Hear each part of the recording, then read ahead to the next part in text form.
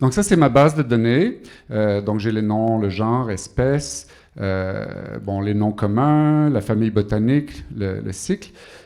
Ça, c'est les années avec l'inventaire. Et puis là, j'ai comme une succession de pré-traitements dans l'eau, les températures ou les besoins en lumière ou scarification.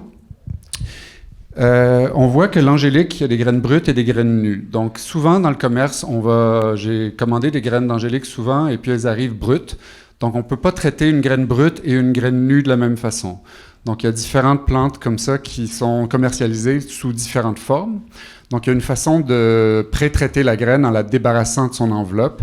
D'après moi, c'est la seule façon de bien trier les graines de qualité numéro 1 des graines. En fait, l'angélique a une très mauvaise réputation à cause de ça, parce qu'elle est souvent pas traitée pour la germination, donc débarrassée de son enveloppe. C'est une façon on peut la faire tremper dans l'eau pour conserver uniquement les graines qui vont caler, et ça nous donne un taux de germination nettement supérieur. Comme là, on avait 79% en 23 jours. Entre 15 et 18 Celsius. Donc, les taux de germination ne sont valables que si on leur donne un nombre de jours et une température. Donc, 80%, ça veut rien dire si c'est en 75 jours. Bon. Et puis, à 21 ou à 18, c'est deux choses différentes. On va voir qu'il y a des plantes de la même famille, des plantes très proches, des plantes potagères comme le poireau et l'oignon, ont des conditions de germination qui sont très différentes. Dans le cas de l'angélique, j'ai un pré-traitement à l'eau qui était 6 heures dans l'eau au frigo, en fait, dans un verre d'eau au frigo avant de faire le test de germination. On les fait dans les plats de pétri, nous, et c'est à la lumière. Donc, on doit trouver une pièce où il fait entre 15 et 18, donc c'est pas dans la même pièce. Mon problème, c'est que je fais tout en ordre alphabétique pour être sûr de rien rater. Et puis là, tu tombes dans les piments qui ont besoin de 24, 25 Celsius, et puis tu as des plantes qui ont besoin de 15 à 18. Donc, on doit avoir des lieux de germination différents pour le contrôle de la qualité. Donc, après l'angélique, j'ai la Tropealuminus impressovendia, c'est une capucine. Donc là, on voit que la graine de 2016, le mois de décembre, juste après la récolte, on avait juste 61% en 17 jours. Paf, l'année d'après, 96% en 15 jours. Qu'est-ce qui se passe? La capucine est jamais bonne, fraîche. Donc ça, j'aurais vraiment aimé savoir ça quand j'ai démarré la Société des plantes il y a 20 ans, parce que je croyais tout bonnement qu'on ne pouvait vendre que des graines de l'année. Et puis parce que personne... En fait, il n'y avait pas d'information dans les années 90. Et je me suis rendu compte qu'il y a beaucoup de graines. La seule façon de comprendre ce qui se passe, c'est de faire les tests et de voir l'évolution des stocks. Donc, c'est pas tout de tester année après année, c'est de voir l'évolution année après année des taux de germination et selon les conditions que vous leur avez données. Donc, ce que je comprends, c'est que la capucine a une enveloppe liégeuse qui empêche la graine de boire l'eau. Donc, elle ne peut pas germer parce que l'enveloppe est trop bonne. C'est que la graine est trop bonne pour germer. Elle va tranquillement se laisser aller à germer parce que son enveloppe va s'effriter tranquillement et permettre la germination. Donc, on peut accélérer les choses en faisant une incision avec un scalpel ou un papier sablé. Mais qui va faire ça sur des centaines de graines avant de semer les capucines, une plante super facile à cultiver? Donc, parfois, les graines qui tombent toutes seules dans le sol, il y a une érosion bactérienne et fongique. Donc, la microflore va digérer l'enveloppe de la graine et ce qui va permettre la germination. Mais quand on le fait dans des plats de pétri, il n'y a rien qui se fait. On va voir qu'il y a des bains avec des solutions chimiques qui peuvent un peu imiter. Vous verrez que la capucine aussi germe entre 16 et 18. Donc, si vous faites votre test à 21, ça ne fonctionnera pas bien. On peut aller à la prochaine. On tombe dans les liliacées, donc les oignons. Donc, moi, je fais la cuisse de poulet du Poitou. Avant, je m'intéressais beaucoup au Stuttgarter, qui est un oignon beaucoup plus standard, mais j'arrivais jamais avec des très bons taux de germination. J'ai un peu épuisé mon envie de cultiver cet oignon et je me suis tourné vers celle-ci j'ai toujours des bons taux de germination. Donc, je crois qu'on a des affinités avec des variétés. Les variétés ont des affinités pour notre terroir, notre sol, et ça dépend du stock de départ. Quand on commande des graines d'une compagnie pour partir une culture semencière, on n'a pas nécessairement accès au foundation stock. On n'a pas nécessairement accès au meilleur stock génétique pour démarrer une production de semences. Donc, il y a un peu de hasard dans acquérir le bon stock de départ. Je crois que dans le cas de mes cuisses de poulet du Poitou, qui sont entre l'échalote et l'oignon, donc très allongées, je suis tombé sur du très bon stock et j'avais 3-4 stocks de départ et qui me donnent un peu de diversité génétique, qui germent toujours bien, à 24 degrés, en 10 et 12 jours. Donc, on voit que sur la troisième année, 78%, 83%, 80% encore. Donc, on dit souvent dans les livres, les graines d'oignon, ça se conserve 2 ans.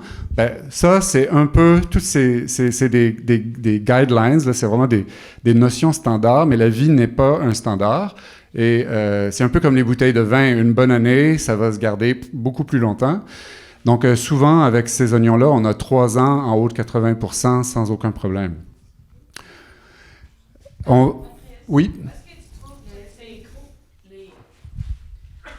Toutes les températures, est-ce que c'est dans les livres que tu as? C'est à force. Des fois, c'est essai-erreur. Comme je vois que j'ai pas des bons taux, donc j'ai fait des recherches. Donc ça, il y a certains sites Internet de semenciers qui vont donner l'information. Sinon, c'est passer à travers beaucoup de livres de jardinage et trouver les températures optimales. Le poireau, la prochaine... là, juste, on va voir. Ici, j'ai entouré flottaison. Le tri des graines de liliacées, oignons, poireaux, on peut les trier à l'air par le winnowing, le vannage, mais moi, je vais chercher les meilleurs taux de germination dans l'eau. Je prends juste les soakers, les graines qui ne flottent pas.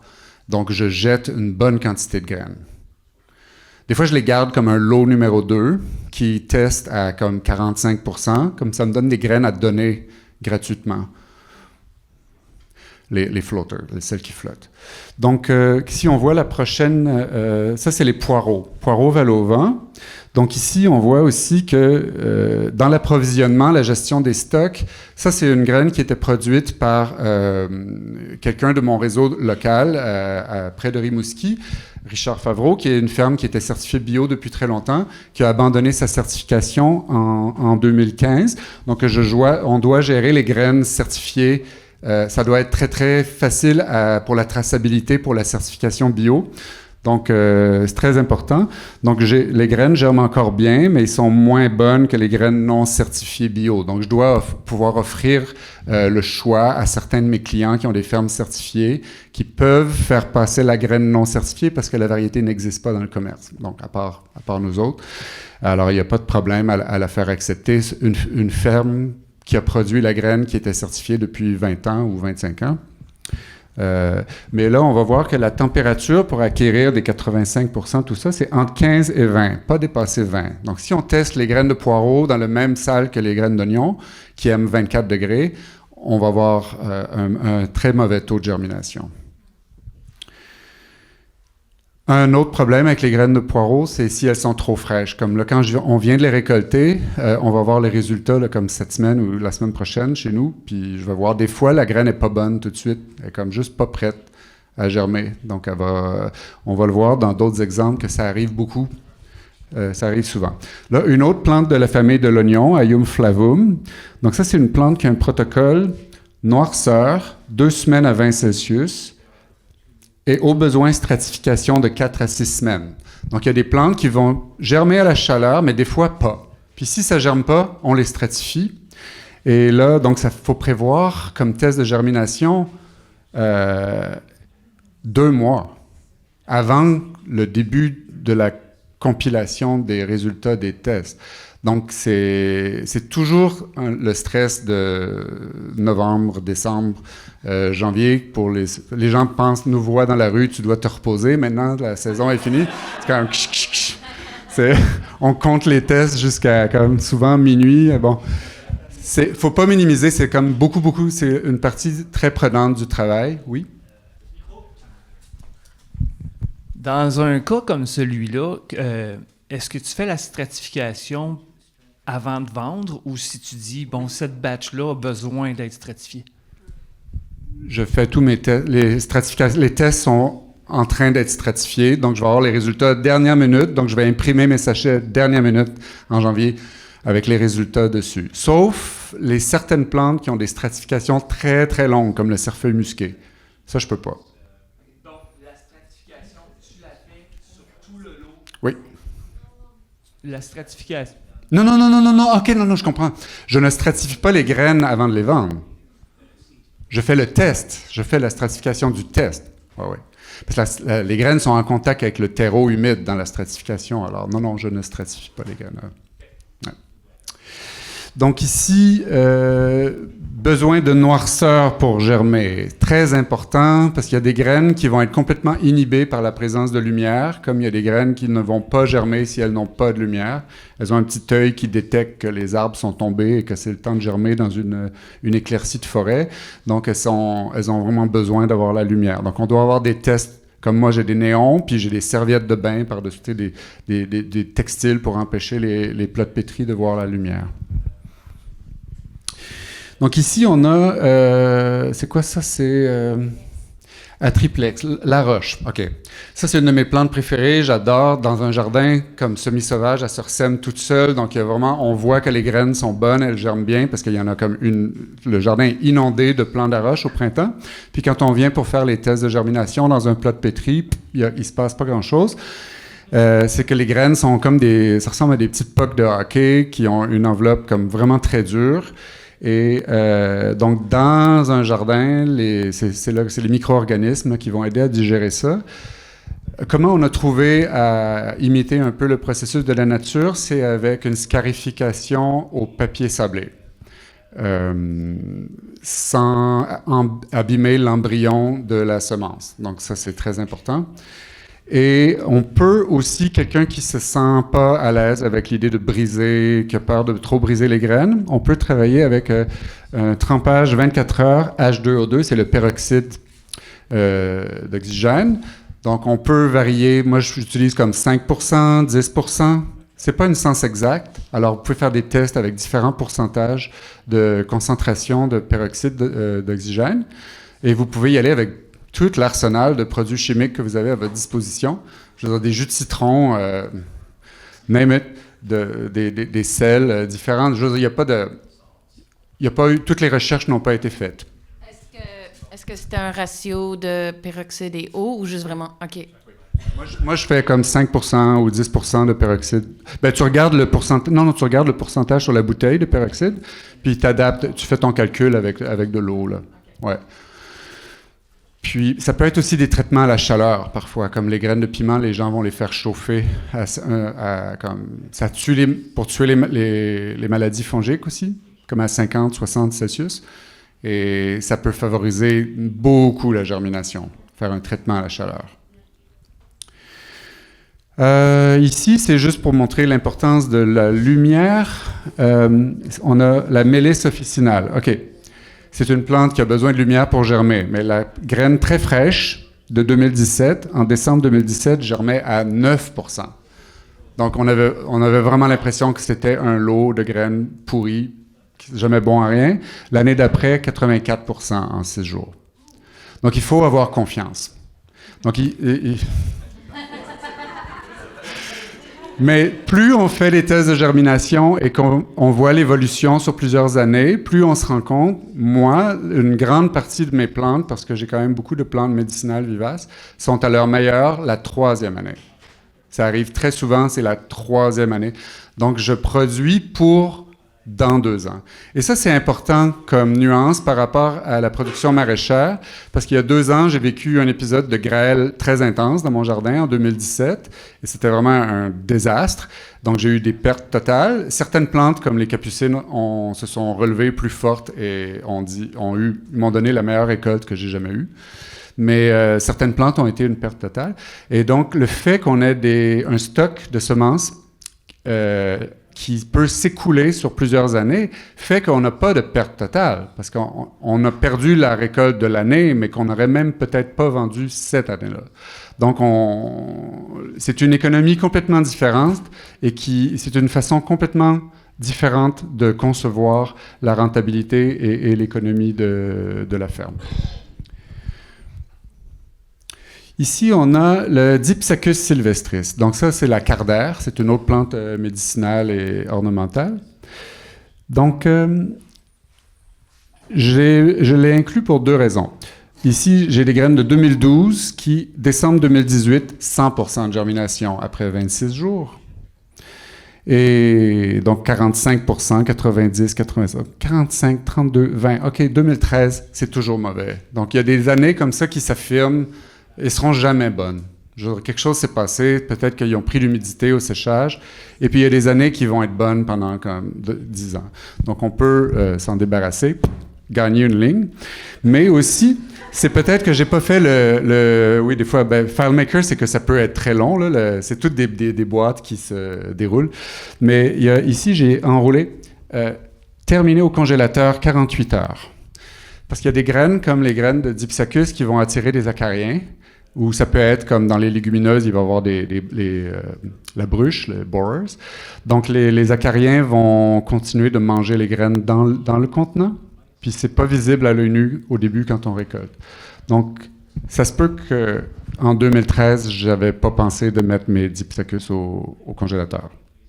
En fait, je pense pas chaque année de les mettre au congélateur, mais il y a des années qu'il n'y en a pas d'acariens. Donc, ça peut être une problématique. Donc, vous allez voir qu'il y a des plantes comme ça qui, même après 8 ans, nous donnent encore des 100%, 90%, 96%, 80%. Il y a des plantes qui sont très encourageantes. Puis, il y a des plantes qui sont très décourageantes, qui sont jamais vraiment très bonnes, on travaille plus. Ça pousse tout seul et ça donne des bons taux de germination.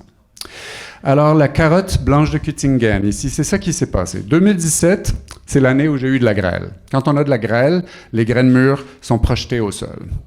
Alors, on a un très, très petit stock. Il me reste 2,58 kilos de 2014 qui germent à 86%. Les graines dans les livres de carottes, ils disent que ça garde un bon taux pendant 3 ans. Bon. Alors là, 4 ans plus tard, on a encore 86% en 8 jours. Et les graines de l'année d'avant, 2017, sont uniquement à 73 et 77%. Le lot numéro 1, lot numéro 2, vous voyez, sont séparés. Donc, qu'est-ce que je fais? J'ai des graines fraîches d'un an qui germent à 73-75%, puis j'ai des graines qui ont 4 ans qui germent à 86%. Alors, la question se pose, qu'est-ce que je vends? J'aurais eu tendance à faire un mix. Je regarde l'évolution de mes nombres de sachets. C'est pas grave que vous ne voyez pas les chiffres, là. C'est que on garde en note le nombre de sachets vendus d'année en année. On peut voir l'évolution des ventes. Et là, je vois que si je dois empaqueter 225 sachets et que j'ai 1 gramme de semences par sachet, je peux faire un mix de 100 grammes d'une année puis 100 grammes d'une autre. Donc là, on ne peut pas marquer l'année de récolte sur le sachet, mais on peut marquer un taux de germination qui est la moyenne des deux, où vous pouvez refaire un test avec le mix des graines. Parce que je trouve que c'est mieux d'avoir des graines plus vieilles, qui ont de la vigueur, que des graines jeunes. Je veux dire, la jeunesse, c'est pas spécifiquement vraiment mieux que la vieillesse. Si la vieillesse est vigoureuse. Bon. Là, on a la chicorée. OK, ça, c'est un cas vraiment intéressant. C'est le radicchio, la Trevis, Rosso di Treviso. Donc, 57% pour la graine fraîche de l'année. Donc, souvent, c'est des graines qui ne sont pas très bonnes la première année, mais entre autres, elles ont un besoin spécifique de lumière la première année qui va s'estomper les années après. Donc, moi, j'avais une sorte de chicorée que je vendais qui était très populaire. Et j'ai une cliente qui en achetait chaque année, puis là, j'avais un beau lot frais, puis c'est l'époque où je ne testais pas tous mes lots de semences chaque année, au début de l'entreprise. Et elle dit, j'ai eu 0%. Qu'est-ce qui se passe? Ça ne marche pas. Puis les graines étaient vraiment belles. Donc là, j'ai fait un test, oui, 0%. Et là, j'ai appris que les chicorées ont toutes besoin absolu de lumière la première année seulement. Donc à partir de la 2e année, elles peuvent être semées sous terre et germer. Mais première année, surface. Alors, c'est une des choses que les tests peuvent nous apprendre. Aussi, 12 à 23. Pas trop chaud. Ouais. La prochaine, parce qu'il faut avancer, les guimauves. Donc, les guimauves... Oui, il me reste... Ah oui? Oh! Donc, les guimauves, on a vraiment des très bons taux de germination longtemps, mais là, on doit frotter et déshabiller les graines avant. Ouh! Alors, si on ne frotte pas les graines, En fait, c'est qu'il faut attendre qu'elles vieillissent pour qu'elles se laissent germer toutes seules. Donc, quand elles sont très jeunes, c'est que la peau, un peu comme les capucines, sauf que la capucine, si tu la frottes, la peau va pas tomber. Mais les guimauves, la peau, si tu la frottes, elle va s'effriter toute seule. Donc, c'est une graine qui a besoin de voir la lumière pour germer, puis la peau, l'enveloppe de la graine, lui empêche de voir la lumière. Donc, pour avoir un bon taux de germination avec des graines fraîches, c'est possible, mais il faut les déshabiller. C'est un travail supplémentaire. Dans le cas de la guimauve, j'ai plutôt tendance à vendre des graines qui ont 3 ans, qui germent assez bien, même si les gens ne le font pas. Puis, je suggère à mes clients de les déshabiller elles-mêmes, les graines, parce que c'est quand même pas très difficile. Et juste un petit instant, ici, c'était marqué frotter les semences. Ah oui, c'est ça. C'est juste marqué de frotter les semences. C'est bon. Donc, le poivron d'Ohill, ici, c'est encore là. On voit 83% des graines de 2010. Donc, 2010, c'était une année exceptionnelle où qui n'a pas manqué d'eau, puis il a fait chaud et sec. Donc, les graines de 2010, j'aurais pu continuer de les vendre. À un moment donné, j'étais gêné de les vendre parce qu'ils étaient vraiment rendus trop vieilles selon les standards. Mais c'est resté une année qui ne s'est jamais reproduite encore. Donc, même à Kamouraska, on était comme dans le sud de la France. Et mais ça peut nous servir, même si on ne les vend plus, ça peut nous servir de stock pour replanter pour nous. On peut se garder les super bons stocks pour nous, pour replanter. Moi, j'ai tendance à replanter comme foundation. Quand je renouvelle une variété, un lot de semences, j'ai tendance à prendre des échantillons de plusieurs années parce que c'est des mémoires de toutes sortes de choses qui se sont passées. Donc là, je sais que telle année, même si j'ai un taux de germination peut-être un peu moins fort, que c'est une année parce que je suis comme chez Heron, je n'arrose pas beaucoup toutes les parties du jardin. Donc, il y a des plantes qui ont souffert de sécheresse, donc ils vont peut-être avoir un moins gros volume de semences, mais je sais que cette année-là, il y a une mémoire de survivance à la sécheresse.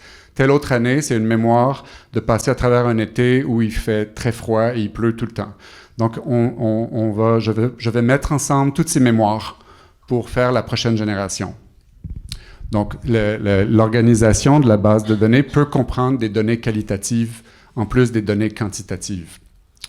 Et juste voir ici ce que je voulais dire, 27 degrés Celsius. Donc là, quand je fais moi, j'ai décidé, c'est juste un petit cue comme ça, j'ai décidé de faire ma salle de test de germination dans ma salle de bain, parce que c'est agréable d'avoir chaud, de chauffer, tant qu'à chauffer une pièce, aussi bien en profiter pour...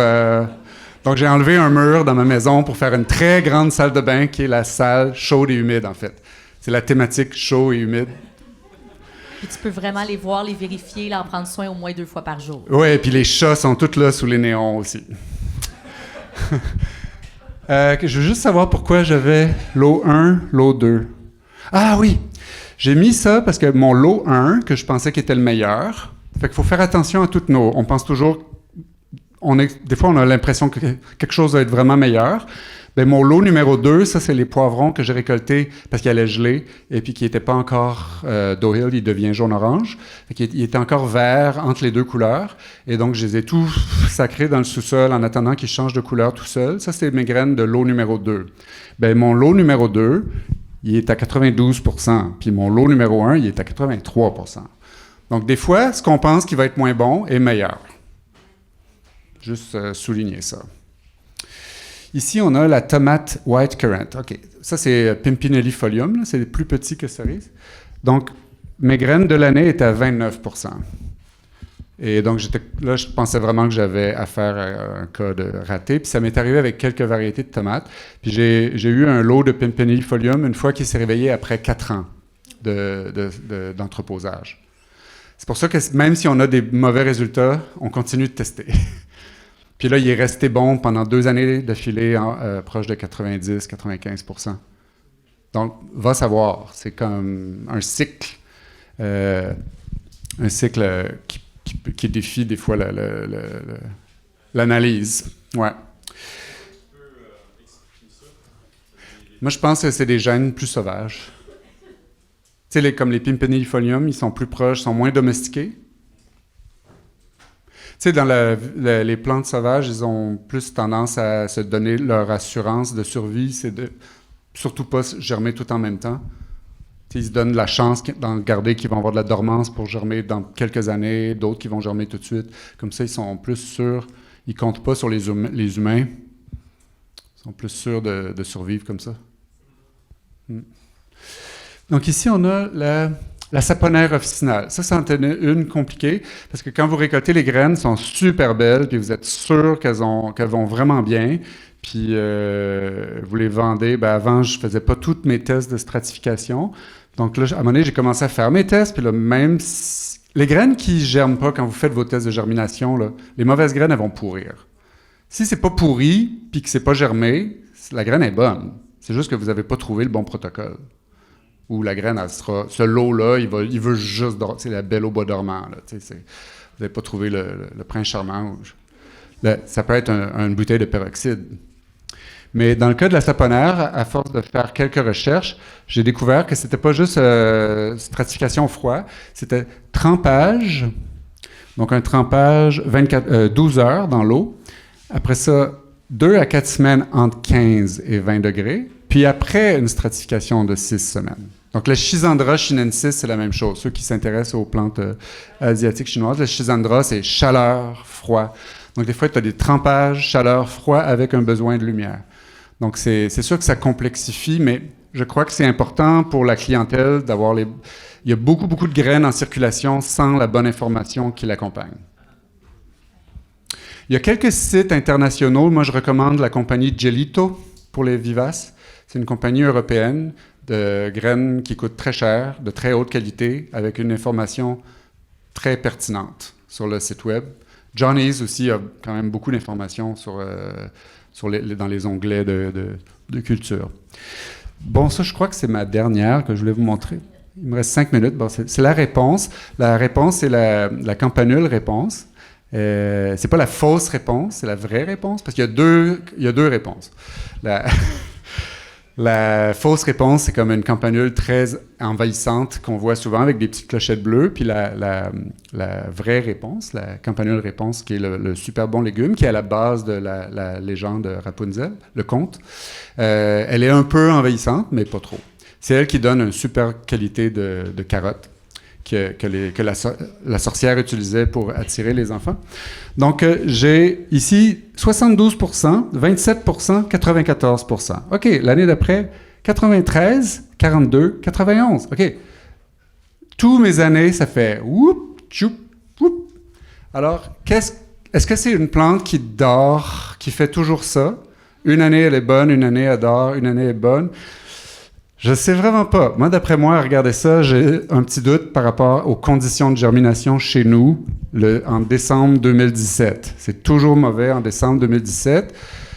Probablement que la température n'était pas la bonne ou que ça a séché. Des fois, dans les tests de germination, l'humidité, elle n'est pas constante. Donc, on peut oublier. En passant, tous les trucs pour faire brumatiser les buvards sont souvent de très mauvaise qualité. Puis chez Lee-Vallée, ce qu'ils vendent pour mettre sur les bouteilles de Sprite, des gros litres de boissons gazeuses, là, c'est un truc avec une pompe. Ça fonctionne vraiment bien. C'est la première fois que j'ai comme une satisfaction que ça ne brise pas en une saison.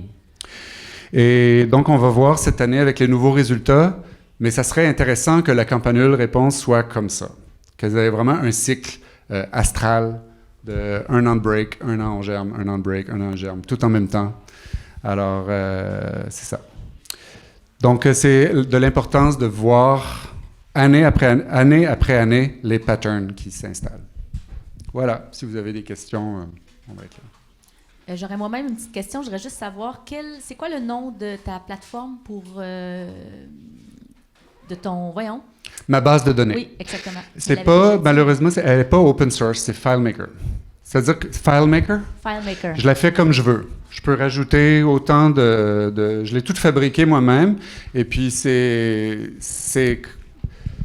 comme... on peut pas vivre sans base de données. Tu peux pas suivre l'évolution de tes stocks. C'est que là, j'ai tout. J'ai mon inventaire, j'ai mes ventes, J'ai mes taux de germination, j'ai le poids de mon packaging, j'ai ma source de médias. Des fois, j'ai des informations sur le nettoyage des semences, lesquelles qu'on peut nettoyer dans l'eau, quelle grosseur de tamis on utilise, toutes ces choses-là. Ouais. Il faut que ça soit mis dans une même place. Ça marchait? À quel niveau, comme de toutes ces informations, quelles informations tu mets sur les paquets, comme qu'est-ce que le consommateur a besoin de savoir, quelles indications tu lui donnes? Moi, d'habitude, très souvent, je marque l'année de récolte, mais dans les cas où je fais des mix, là, je ne le marque pas. Je ne le dis pas, mais je marque le taux de germination. Ah, je marque dans le paragraphe, oui, les besoins de germination, moi, c'est tout marqué sur le sachet. Mais c'est écrit des phrases complètes. C'est pas des icônes. Moi, j'ai juste du texte sur mes sachets. Ben, c'est pas très poétique des fois. Oui. Non, mais dans le deuxième paragraphe, là, bon, tu sais, là, je donne le protocole. Ben, j'essaie de faire des phrases complètes. C'est un peu mon truc, là, au niveau du packaging, mais il y a plein de façons de faire, là. Merci.